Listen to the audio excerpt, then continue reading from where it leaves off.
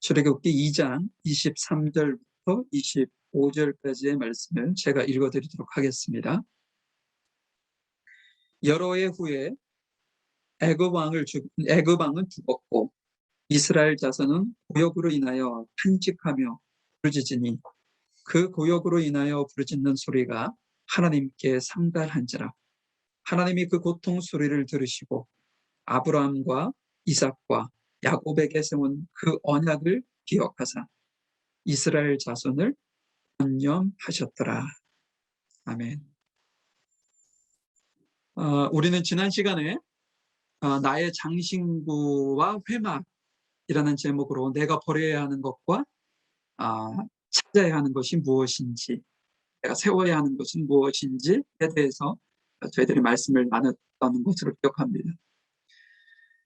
제가 윤복기 권사님의 간증을 짤막하게 말씀을 드렸던 걸로 기억하는데요. 권사님께서 너무 과하다라는 주님의 음성을 듣고 순종하셨던 그 모습, 그에게는 그것이 자신이 버려야 되는 장신구였음을 깨닫고 주님 앞에 헌신하여 나갔던 것을 기억합니다. 내가 버려야 되는 장신구는 무엇인가? 라는 것을 끊임없이 고민하는 것이 우리 그리스도인의 모습은 아닌가 싶어요.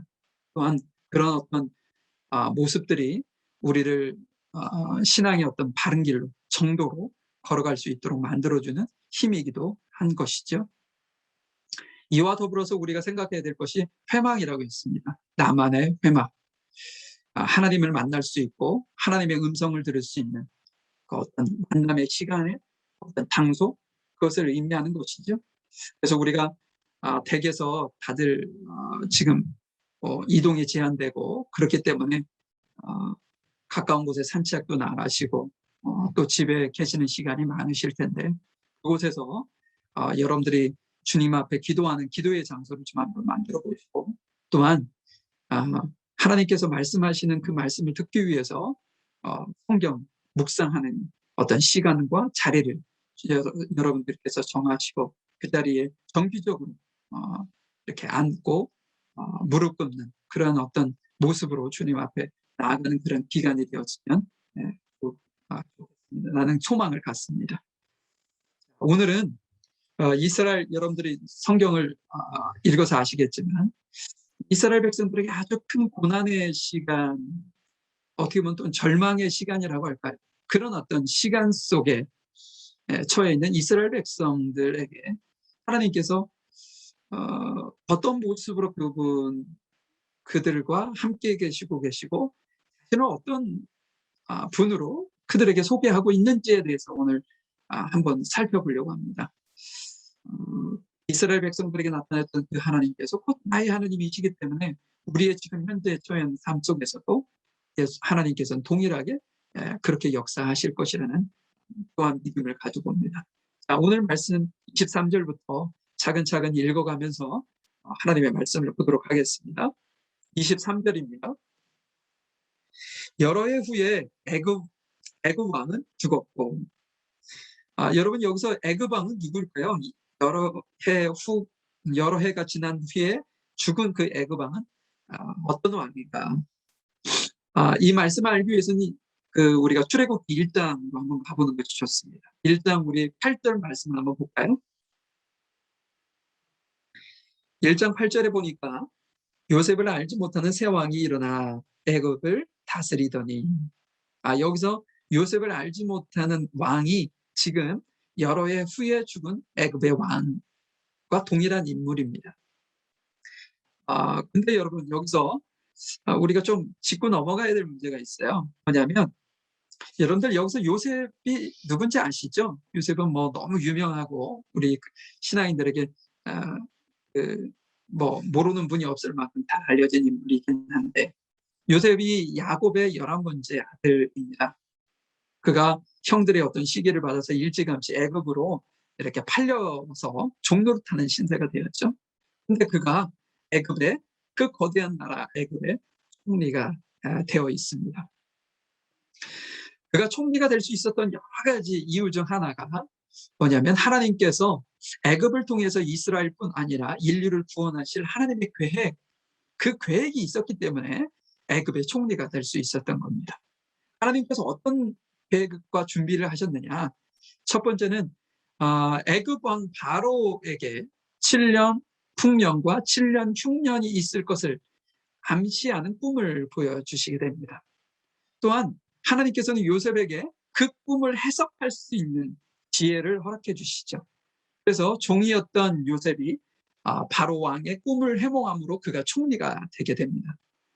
요셉은 총리가 되어서 7년 동안 풍년의 시간에 거둬들인 것을 지혜롭게 잘 준비해서 7년 흉년의 힘든 시기를 자신의 백성들뿐 아니라 주변에 있는 많은 이들까지도 살리는 아주 귀한 역할을 하게 되는 것이죠. 이처럼 애굽은 그 요셉이라는 사람을 통해서 생존할 수 있었습니다. 또한 초강대국을 이루게 되었어요.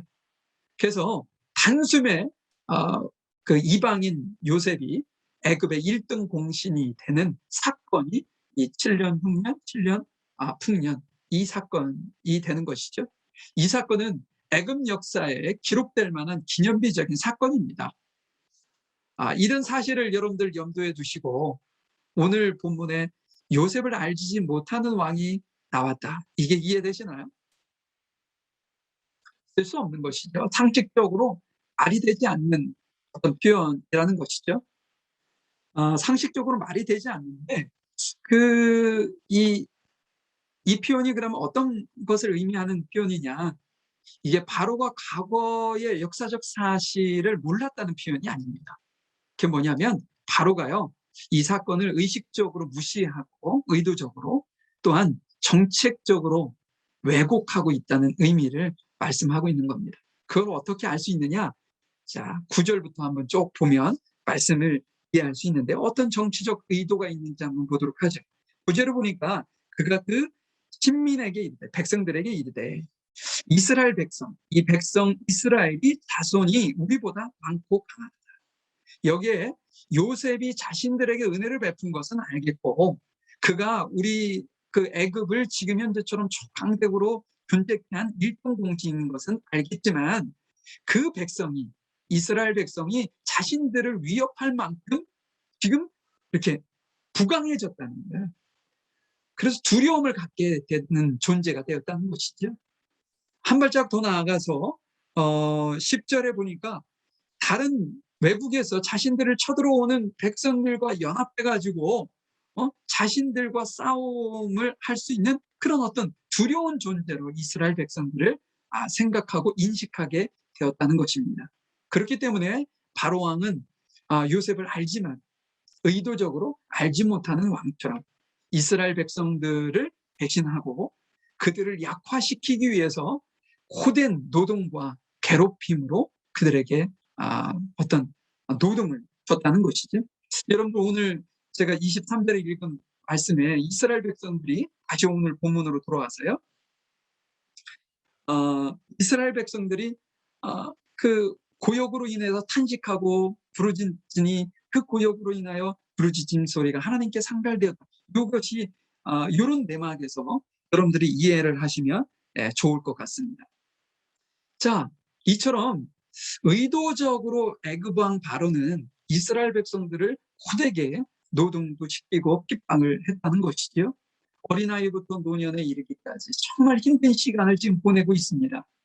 저녁이 되면 일하고 노동하고 돌아와서 그들은 이 집 저 집 울음소리가 끊이지 않았을 거예요. 그리고 밤마다 하나님께 울부짖는 기도소리가 끊이지 않았을 거라는 거죠.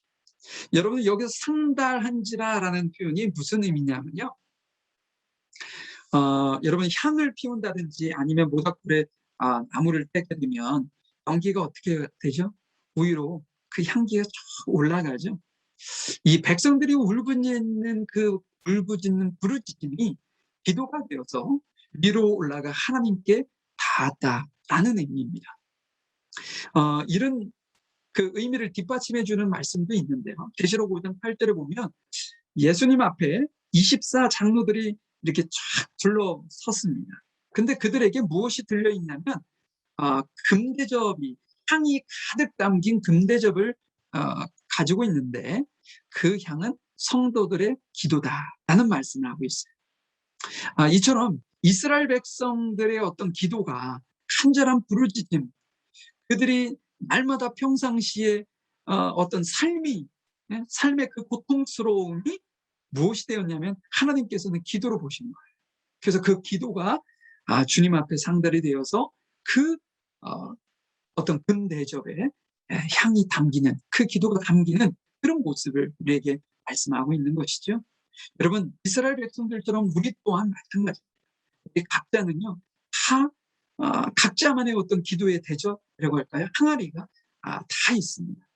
그래서 여러분들이 힘들고 어렵고 그럴 때 주님 앞에 부르짖고 기도했던 그 모든 기도가 향이 되어 올라가 그 항아리에 차곡차곡 쌓이게 되는 것이죠. 그리고 그 항아리에 담긴 향이 넘칠 때 하나님께서는 우리에게 응답하십니다. 이스라엘 백성들의 일상을 하나님께서 기도로 받으셨던 것처럼 여러분의 일상이 하나님 앞에 기도로 인정되어지고 기도가 될 수 있기를 저는 간절히 소망해 봅니다. 그러면 날마다 주님을 의지하는 마음으로 사는 어떤 삶이겠지요. 이처럼 일상이 눈물의 어떤 기도가 될 만큼 힘든 시기를 겪고 있는 이스라엘 백성들에게 하나님은 어떤 모습으로 그들의 곁에 계셨는지 한번 24절부터 이렇게 찬찬히 읽어가면서 한번 찾아보도록 하겠습니다. 24절입니다. 하나님이 그 고통 소리를 들으시고, 첫 번째, 하나님은 어떤 분이셨냐? 듣고 계시는 분이셨다. 그러니까 듣고 계시는 하나님이셨다는 것이죠. 우리가 하나님 앞에 기도할 수 있는 그 힘이라고 할까요? 원동력은 어디에서 나오나요? 하나님께서 들으신다는 믿음에서 나온다는 거죠. 여러분, 만약에 여러분들이 하나님 앞에 막 기도하는데 하나님께서 듣지 않는다, 들을 수 없는 분이다 라고 한다면 여러분들이 기도하실 수 있겠습니까? 아무도 기도하지 않을 겁니다. 왜냐? 그 기도가 미익하기 때문인 것이죠. 일본에 가면 신이 몇만 개가 됩니다. 돌도 신이 될 수 있고요. 고무신도 신이 될 수 있습니다. 그들은 그곳에 자신의 정성을 빕니다. 근데 그것만큼 어리석은 것이 없죠. 왜냐? 반응이 없다는 거죠. 반응. 듣지도 못할 뿐더러 말하지도 못하는 그 존재에게 자신의 소원을 빈다는 것만큼 어리석은 것이 없습니다. 근데 하나님은 그렇지 않다는 거죠. 하나님은 우리가 주님 앞에 드려지는 모든 기도에 귀를 기울이고 듣고 계십니다. 우리 시편 66편 19절의 말씀을 좀 보려고 하는데요. 제가 PPT 자료로 좀 만들어서 올렸습니다. 시간 관계상. 자, 보면 그러나 하나님이 실로 들으셨으며 내 기도 소리에 주의하셨도다. 여기서 실로라는 것은 진실로라고 이렇게 번역한 것도 있는데요. 그 단어에 어떤 숨겨져 있는 뜻이 뭐냐면요. 틀림없이라는 뜻이에요. 틀림없이. 하나님께서 우리가 기도하는 그 기도를 틀림없이 들으셨다. 틀림없이 들으셨다. 바쁘시면 못 듣거나 아니면 다리를 비우시면 못 듣거나 이런 분이 아니시라는 거예요. 그렇게 인간적인 한계를 가진 분이 아니시라 우리가 하는 그 모든 기도는 100% 하나님께서 들으셨다라는 말씀을 하고 계시는 거죠. 또한 뭐라고 얘기하냐면 내 기도 소리에 주의하셨다라고 하는데 여기서 주의하셨다라는 것은 뭐냐면 부모가 자녀의 말에 귀를 들으면서 듣는 것을 의미합니다. 이처럼 하나님께서는요, 우리가 기도할 때마다 집중하여 들으십니다.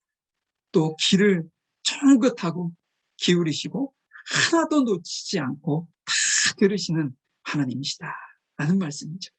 이 얼마나 감사한 일이겠어요. 네, 우리가 하나님 앞에 기도해야 되는 두 번째 근거가 되는 이유가 있어요. 뭐냐면 요한복음 16장 24절 말씀인데요. 한번 지금까지는 너희가 내 이름으로 아무것도 구하지 아니하였으나 구하라. 그리하면 받으리니 너희 기쁨이 충만하리라.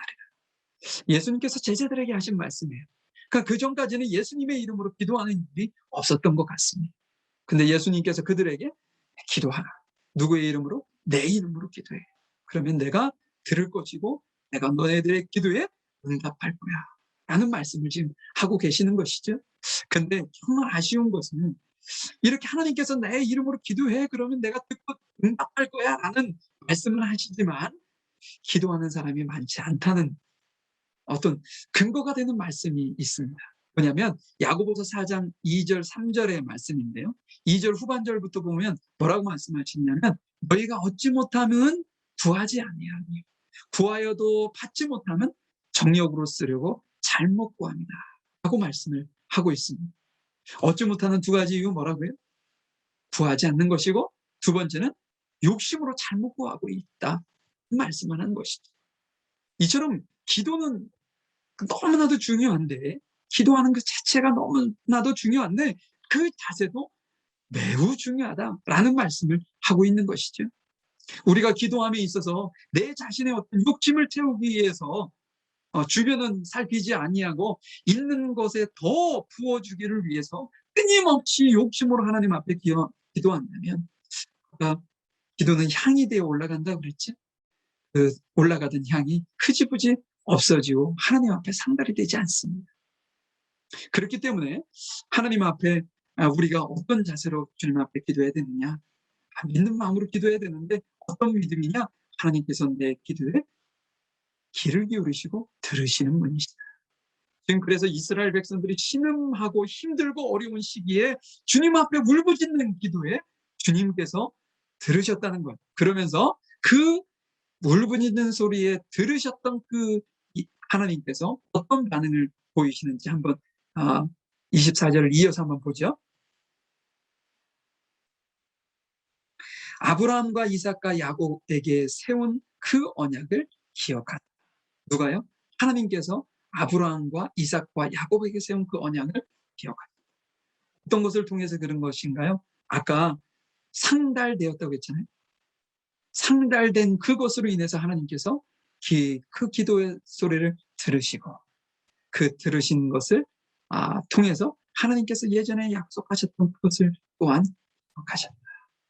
아브라함에게 기억하신 것은요, 시간적으로 보면 아주 긴 시간입니다. 거의 700년 전에 아브라함에게 약속하셨고 이삭에게는 한 600년 전 정도에 약속하셨던 것을 지금 하나님께서 기억하신다라고 말씀을 하고 있는 것이죠. 우리는 일주일, 이주일 전에 있었던 것도 잃어버리기가 쉬운데 말이죠. 여기서 기억한다라는 것은요, 과거에 일어났던 어떤 사실들을 기억해내는 것, 이 기억이 아닙니다. 늘 염두에 두었던 일, 한순간도 잊지 않고 있었던 것, 늘 마음에 두고 실행에 옮길 그 날만을 기다리고 있었던 그 기억이에요. 그러니 한순간도 잊지 않았던 기억이겠죠. 하나님께서는 약속하셨던 것을 한순간도 잊고 계셨던 분이 아닙니다. 근데 왜 지금 하나님께서 기억하셨느냐? 하나님께서 작정하신 그 시간, 우리가 이스라엘 백성들이 하나님 앞에 기도했던 그 기도의 향이 그 금대접에 담겼던 것이 흘러 넘치는 순간이 지금 되었던 거예요. 그래서 하나님께서 그 기다리셨던 그 찰나에 지금 응답하시고 이스라엘 백성들을 회복하시기 위해서 기억하셨다라는 표현을 쓰고 있는 것이죠. 하나님은 어떤 분이시냐? 민수기 23장 19절을 보면 뭐라고 말씀하고 계시냐면 하나님은 인생이 아니시니 시건치 아니하신다 라는 말씀하고 있어요. 이 시건치 아니하신다는 것은 거짓말이라는 표현이거든요. 우리는 살다 보면 우리가 공수표 날리지 마 이런 표현 쓰잖아요. 네, 완전 말만 하고 실행에 옮기지 않는 그런 것을 의미하는 단어이기도 합니다.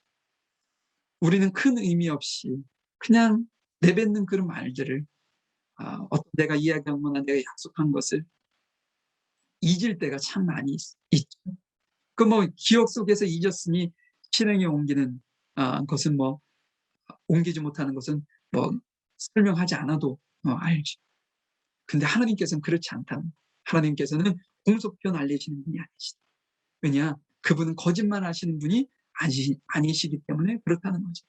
한 번 약속한 것은 변치 않으시고 반드시 지킬 것이라는 거예요. 자신이 하나님께서 감당할 수 없어서 어떤 상황이 이루어져서 변경하거나 계획을 바꾸시는 분이 아니시라는 겁니다. 우리는 하나님께서 우리에게 약속하신 것도 잃어버릴 수 있고, 잊고서 그냥 내 생각대로 살아갈 수 있을 수 있지만, 하나님께서는 지금 700여 년 전에 약속한 것까지도 기억하시고 때가 되셨음으로 인해서 지금 응답하시려고 하고 계신다는 것이죠. 우리의 삶 속에서도 하나님께서 이렇게 동일하게 역사하고 계시는데 왜 하나님께서는 날 기억하고 있지 않으시지? 그 생각하실 수도 있어요. 근데 절대로 그렇지 않다는 겁니다. 하나님이 작정하신 때가 되지 않았을 뿐이고 하나님의 시간표가 아직 이르지 않았을 뿐이지, 지금 하나님께서는 우리를 끊임없이 늘 기억하고 계신다는 사실이죠. 그 사실을 어떻게 알 수 있느냐? 우리 한번 25절 말씀 한번 보죠. 하나님께서 25절 어떻게 말씀하셨냐? 이스라엘 자손을 권념하셨다. 세 번째, 하나님께서 어떤 분이시냐? 이 권념이라는 것은 돌보신다는 말씀이거든요. 하나님이 우리를 돌보신다, 돌보시는 하나님이시다라는 말씀을 우리에게 하고 계시는 것이죠. 제가 예전에 한국에 살았을 때 노원동에 살았어요. 그 노원동 옆에 아주 유명한 온천이 있는데 그게 유성 온천입니다. 그 유성 호텔에 우리 아이들 어렸을 때, 우리 큰아이가 3학년 때인가 저희가 이곳에 왔나, 2학년 때 올라가면서 왔나, 하여간 그럴 때였으니까 아주 어렸을 때 이곳에 왔는데요. 어렸을 때 그 아이들을 온천에 자주 데려갔던 기억이 나요. 토요일 날 그 아이들을 데려가면 유성 호텔 온천이 아주 큰데, 입구를 딱 들어가자마자 바나나 모양처럼 생긴 뜨겁지도 않고 차갑지도 않은 미지근한 물을 아이들을 위해서 준비해 놓은 공간이 있어요. 우리 희근이 성근이가 참 그때 그곳을 참 좋아했는데, 저는 멀찌감치 반대편에 있는 뜨거운 그 탕에 이제 들어가 있어요. 그러면 이제 부모의 입장에서 저는 그 아이들이 어떤 모습으로 어떻게 놀고 있는가 끊임없이 본다고요.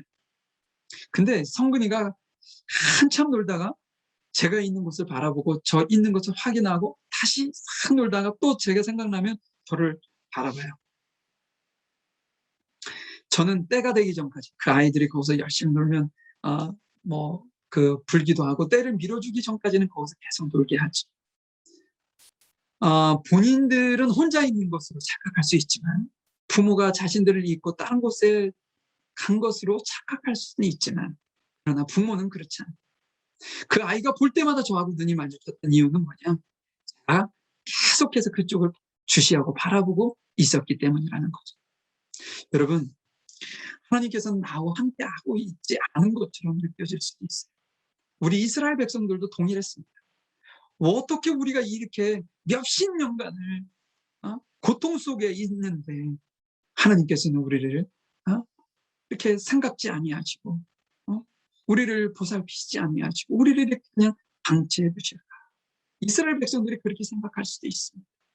우리의 삶 속에서도 마찬가지죠. 제가 지금 감당할 수 없는, 해결할 수 없는 많은 문제에 봉착해 있는데 왜 하나님은 저를 그냥 내버려 두십니까? 라고 생각하실 수도 있어요. 그러나 절대로 그렇지 않다는 거죠. 하나님께서는 우리를 끊임없이 보고 계시고 우리를 돌보고 계신다는 거예요. 언제까지? 때가 될 때까지 참고 계시는 거. 얼마나 힘들겠어요. 하나님께서도 힘든 시간을 지금 참고 인내하고 계시는 겁니다. 오늘 본문의 이스라엘 백성들이 참 힘든 시기를 가고 있죠. 그런데 성경에는 많은 힘들고 어려운 시기를 겪고 있는 이들을 이렇게 말씀하시는 그 인물들이 참 많이 있습니다.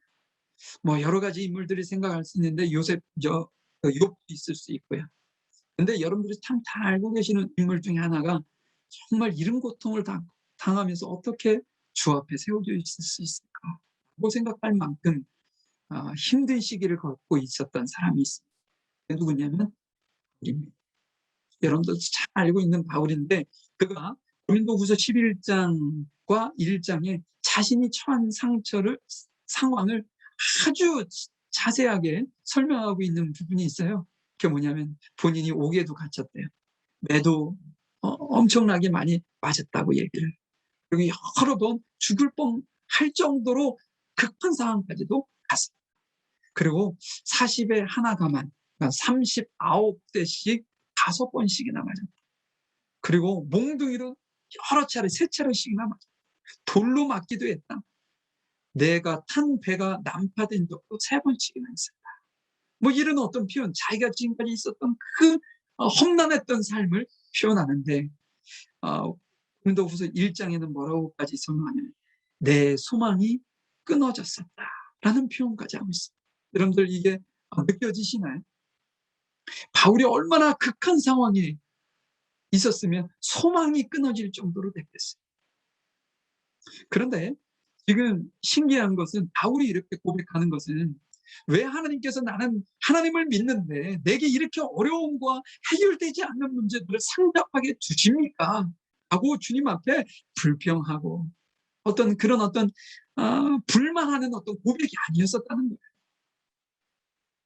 도리어 복음의 확장, 하나님의 그 어떤 말씀이 선포되어지고 확장되어지고 하는 그 어떤 길에 하나님께서 나를 이렇게 고난과 역경을 통해서 사용하셨다라는 기쁨의 고백을 했다는 사실이 더욱더 놀랍습니다. 바울은 어떻게 이러한 고난의 시기를 이렇게 기쁨의 어떤 고백으로 승화시켜서 살아갈 수 있었을까? 승리할 수 있었을까? 그것을 우리에게 조금 이렇게 뭐라고 할까요? 힌트를 줄 수 있는 말씀이 고린도후서 1장 3절부터 6절까지의 말씀에서 나옵니다. 여러분들 제가 찬탄히 한번 읽어볼 텐데요. 한번 여러분들이 한번 들어보시고 여기서 위로라는 단어가 몇 번 정도 나오는지 한번 4절 안에 몇 번 정도 나오는지 한번 잘 들어보실 수 있기를 바랍니다. 찬송하리라. 그는 우리 주 예수 그리스도의 하나님이시요 자비의 아버지시요 모든 위로의 하나님이시며 우리의 모든 환난 중에서 우리를 위로하사 우리로 하여금 하나님께 받은 위로로서 모든 환난 중에 있는 자들을 능히 위로하게 하시는 이시로다. 그리스도의 고난이 우리에게 넘친 것 같이 우리의 위로도 그리스도로 말미암아 넘치는 것.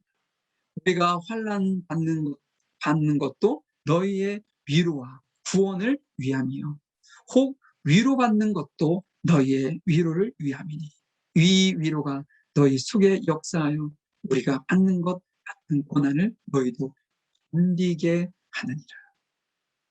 위로가 몇 번 정도 나왔습니까? 짧은 구절 속에 9번 나왔습니다. 9번. 지금 바울이 당했던 그 고난, 본인이 받았던 그 고난보다 이 바울이 어떤 믿음이 있었고 어떤 확신이 있었냐면 하나님께서 본인을 위로한 것, 그것이 더 큼을 알았던 거예요. 내가 지금 당하는 이 고난이 누군가에게 얘기해도 뒤지지 않을 만큼, 뒤처지지 않을 만큼 많은 고난을 당한 것은 사실이지만 고난받는 나를 하나님께서 위로하신 것이, 위로하여 느낀 그 기쁨이 내게 더 컸던 것이죠. 바울에겐 더 컸던 거예요. 그렇기 때문에 본인이 그런 어떤 고난과 어려운 상황 속에서도 하나님의 위로를 통해서 극복하고 이겨나갈 수 있었던 것이죠. 사랑하는 성도 여러분, 하나님께서 우리를 돌보십니다. 그 돌보시는데 하나님께서 우리를 날마다 위로하고 계신다는 거. 너 힘들구나. 조금만 좀. 곧 하나님께서 내가 준비하신 것을 알길 거야. 은혜로서 조금만 더, 한 발자국만 더 가자. 하고 지금 말씀하고 계신다는 거. 근데 우리가 이것을 깨닫는 것이 중요하다는 거. 깨닫고 하나님께서 나를 위로하시는 하나님이시구나. 나의 위로자가 되셔서 내 기도를 들으시고 또한 기억하시고 결국은 나를 돌보시기 위해서 지금 애굽 땅에 고통당하는 그 자리에서 끄집어내서 하나님께서 약속하셨던 그 언약의 땅 가나안으로 나를 인도하실 것이다 라는 어떤 믿음과 확신을 우리가 가지실 필요가 있다는 것. 현재의 어려운 고난을 여러분들이 이러한 믿음을 가지시고 승리하실 수 있기를 간절히 소망해 봅니다.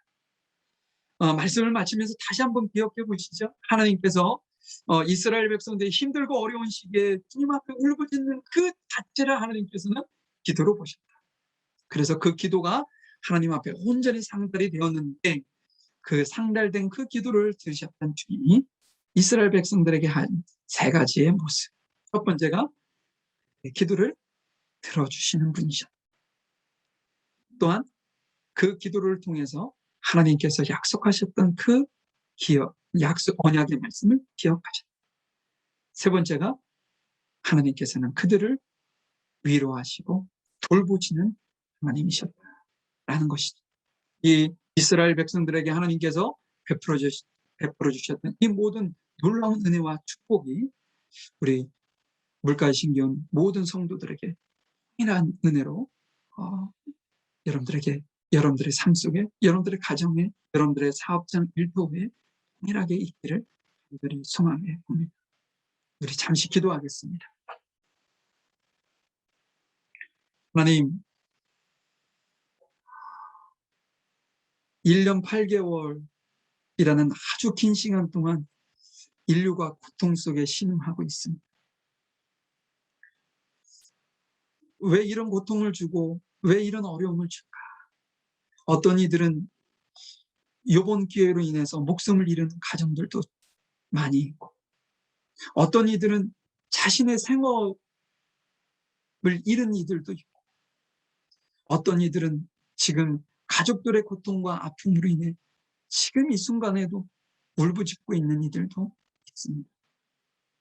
하나님, 뉴질랜드 땅도 벌써 4주 동안 락다운을 통해서 생업의 현장에서 일해야 되는 소상공인들이 힘겹게 지금 이 시간을 버티고 있습니다.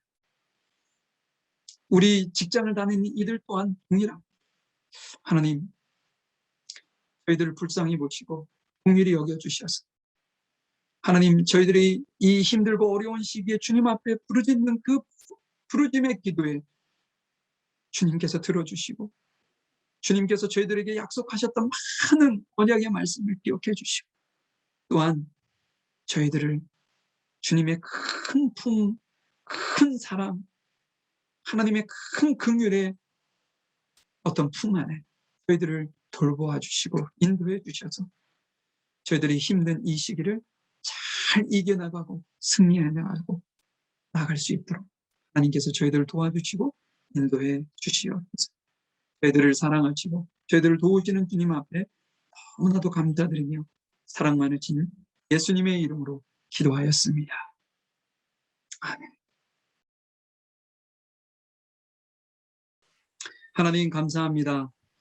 저희가 주 앞에 예배하면서 저희들의 마음과 생각과 뜻과 정성을 모아서 주 앞에 드린 11조 감사헌금, 주일헌금, 성교헌금, 각가지 헌금을 주님께서 받아주시고 이 모든 것들이 하나님의 나라와 의를 확장하는 일에 아름답고 귀하게 사용되어질 수 있도록 하나님께서 인도해 주시기를 간절히 소망합니다.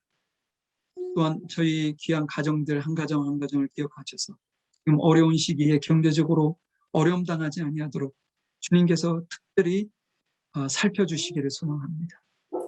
여러 가지 모로 주님께서 필요한 것을 채워주시고 해결되지 않은 문제들 또한 해결해 주시고 온전히 인도해 주셔서 아름다운 모습으로 영적으로 육적으로 부족한 것이 없도록 풍성이 넘치는 귀한 가정들로 주님께서 세워주시기를 소망합니다. 지금은 우리 주 예수 그리스도의 크신 은혜와 아버지 하나님의 무한하신 사랑하심, 성령님의 인도하시고 내주하시고 교통하심, 힘든 시기에 주님 앞에 부르짖는 기도가 주 앞에 상달이 될 때 주께서 들으시고 기억하시고 돌보셨던 것처럼 저희들의 삶에 주님께서 깊이 간섭하시고 인도하시고 역사하시는 저희들이 믿고 확신하고 살아가기를 원하는 우리 귀한 성도들 머리 위에와 이들의 가정과 사업장 일터 위에 이들의 학업 위에 지금부터 영원히 함께 하시기를 간절히 축원하옵나이다. 아멘.